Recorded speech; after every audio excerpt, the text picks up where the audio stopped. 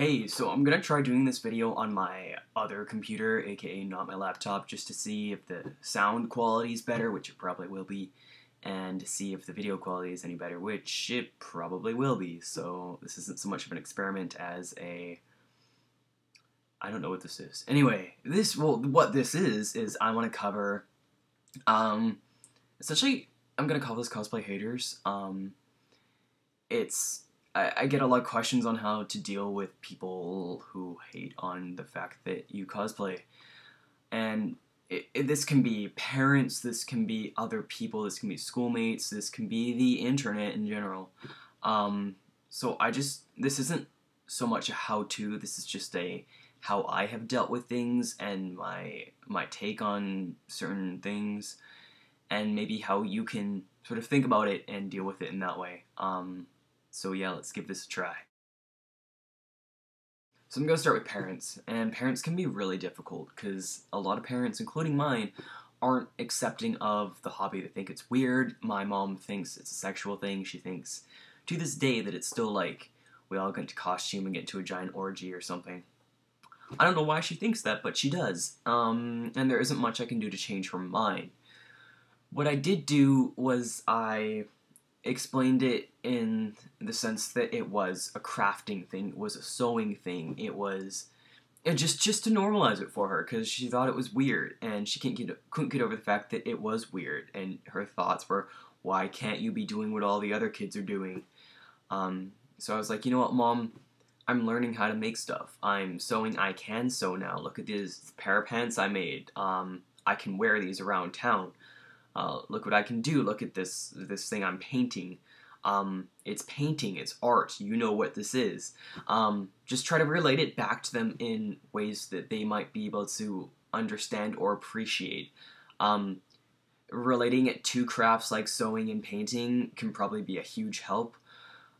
Even if they don't understand why you're making it, they can probably get around to appreciate the fact that you are making something. I know that Nova's parents actually started to really brag to their family members and friends about the stuff she was making. Like, look what my daughter made. This is fantastic. Look at this dress.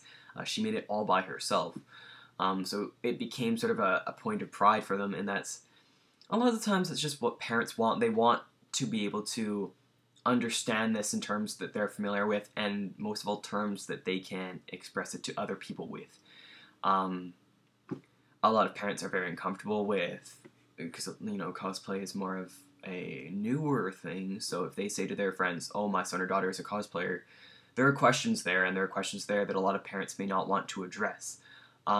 So if you can put it in different terms for them, so that they might be able to express it in that way to other people, they might get more into it that way. I know that once I showed my parents that I was sewing stuff that I could actually wear, they bought me like a $5,000 sewing machine, just because they understood the hobby and they wanted me to continue doing the sewing, not the cosplay, but they wanted me to keep sewing because they thought it was useful, it was practical, and it was something that they were familiar with.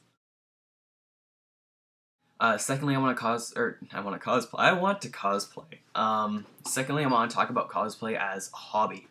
A lot of people, parents included, are like, why can't you do something normal like the other kids doing? Why can't, you're 18, you're 20, you're 21, the other kids are out at bars every weekend. Why aren't you out at the bars partying or going to clubs?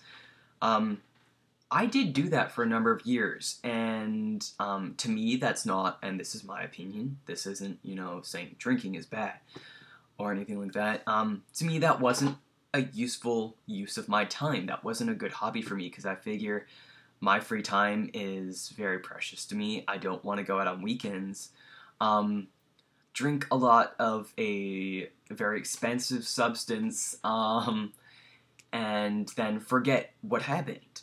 That's not, I don't want my weekend to be a blur of, intoxication. I want to actually remember what happened so that I can savor my time. I don't want to waste it. Of course, for other people, drinking is what they like to do, so to each his own. But you can essentially boil down any hobby and make it look stupid. If you don't understand it, if you don't like it, of course you're gonna have a poor opinion of it. Um, for example, football. To someone who doesn't play football or someone who doesn't appreciate football, what it boils down to is a bunch of guys on a field throwing leather at each other and tackling each other and rolling around in the dirt. When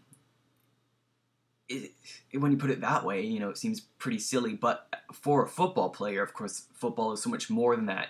And they'd probably say, "Well, you don't understand. You're twisting the facts, making it sound stupid." That's what people do with cosplay and other hobbies all the time.